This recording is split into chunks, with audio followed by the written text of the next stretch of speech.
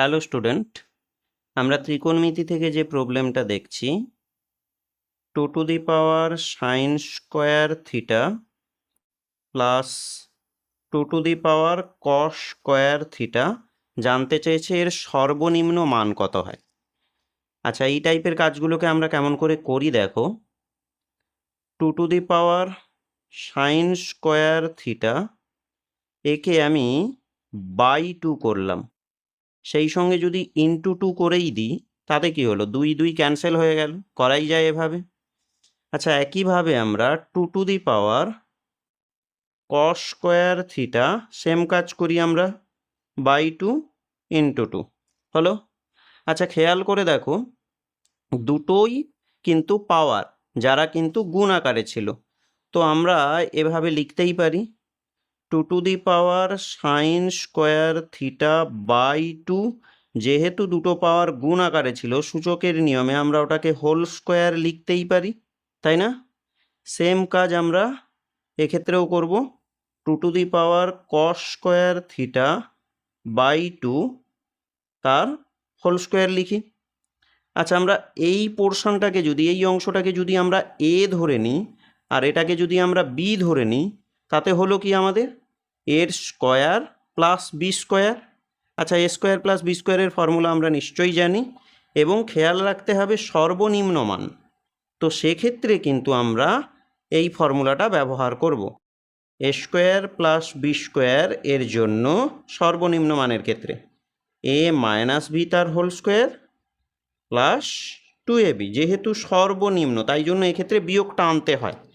তো তাই যদি হয়ে থাকে, এ দিয়ে দিই আমরা,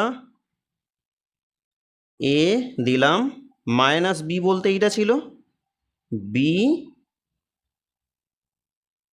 তার কি হবে না, তার হোল স্কোয়ার, এ মাইনাস বি তার হোল স্কোয়ার দিলাম, সেই সঙ্গে প্লাস 2। এবার এ বি, এ বলতে এইটা ছিল, অর্থাৎ 2 sin square theta by 2 into 2 cos square theta by 2 ছিল, এটা দিলাম। আচ্ছা, তো আমরা যদি এই অংশটা এবার হিসেব করি, এটা পরিবর্তন করার দরকার নেই। এবার কেন প্রয়োজন নেই দেখো, যেহেতু সর্বনিম্ন মান জানতে চেয়েছে, এটা তো পূর্ণবর্গ, যেহেতু পাওয়ার 2, যে কোনো পূর্ণবর্গ সংখ্যামালার সর্বনিম্ন মান সবসময় 0 হয়ে থাকে, তাহলে এটা নিয়ে আমাদের ভাবনার দরকার নেই, এটার সর্বনিম্ন মান 0ই হয়। এবার আমাদের ক্যালকুলেট করার বিষয় হচ্ছে এই অংশটা, তাহলে এই জোনটার কিছু করার প্রয়োজন আমাদের নেই, এটা যা ছিল অপরিবর্তনীয় থাক। এইবার দেখো এই অংশটার আমরা যদি কাজ করি, এই দুইটা আপাতত পড়েই থাক। এখানে দুটো সমনিধান দেখো খেয়াল করে, দুটোই 2, যারা কিন্তু গুণ হচ্ছিল। আমরা জানি সমনিধান দুটো একই নিধান গুণ হলে একটাই নিধান বসিয়ে পাওয়ারটাকে যোগ করতে হয়, তাহলে যোগ করলে হলো সাইন স্কোয়ার থিটা বাই 2 যোগ কস স্কোয়ার থিটা বাই 2। আবারও এই অংশটা অপরিবর্তনীয়, এর কোনো কাজ করার প্রয়োজন নেই, যেমনি ছিল আমরা নোট করে দিই, এটার কোনো রকম আমরা পরিবর্তন করছি না, হলো। এইবার আমরা কি করছি, এক্ষেত্রে দেখো যেহেতু এক্ষেত্রে যোগ হচ্ছিল, আমরা একটা কাজ করি, ভগ্নাংশের যোগের ক্ষেত্রে হরের লসাগু সম্ভব, তাহলে 2 করলাম, ওপরে থাকলো কে না আমাদের সাইন স্কোয়ার থিটা যোগ কস স্কোয়ার থিটা থাকলো। ওকে, তো এবার আমরা কি করতে পারি, শুরুতেই বলে দিয়েছি যে এই অংশটার কোনো পরিবর্তন করার কোনো প্রয়োজন হবে না, এটার পরিবর্তন অ্যাকচুয়াল হচ্ছে না।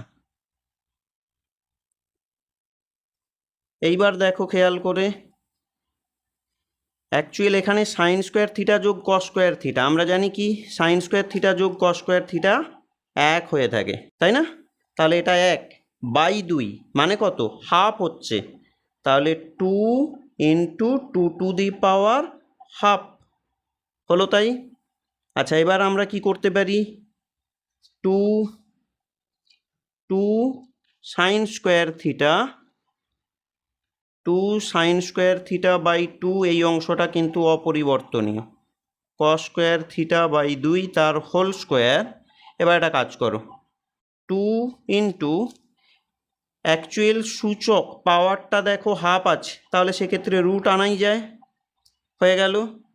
তো এটা তো সর্বনিম্ন মান 0, যেহেতু পূর্ণবর্গ তাহলে 0 যোগ 2√2 অ্যাকচুয়াল, তাহলে হয়ে গেল 2√2, এটাই আমাদের আনসার, তাই না?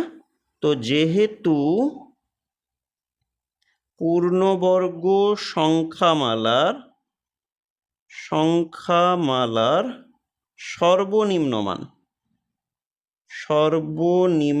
মান কত না 0, তো অতএব প্রদত্ত অংশের প্রদত্ত সংখ্যামালার সর্বনিম্ন মান তাহলে কত হচ্ছে? এটা হলো 0 যোগ 2√2, দ্যাট মিন্স 2√2, এটাই আমাদের আনসার হলো। ওকে, আরেকবার দেখে নিও।